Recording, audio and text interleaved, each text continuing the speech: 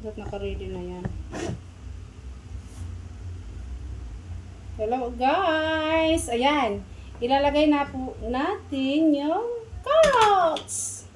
Ayan. I-blender po natin siya. Tapos yung patatas.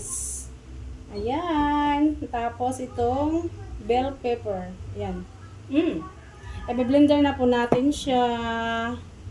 Ayan.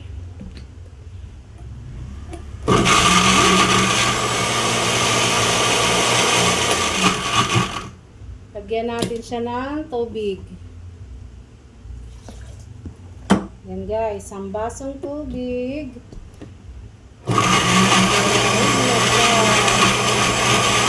Yan guys. I-try nyo din. Ito ang blender ko po ay ilalagay ko po siya sa spaghetti. Panalo ko po siya sa spaghetti. Parang pinakasos na po na. Ayan, stop muna natin at ulitin ulit natin. Ayan!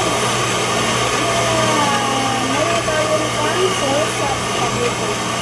Ang palasa po siya guys. Okay na po siya. Thank you for watching.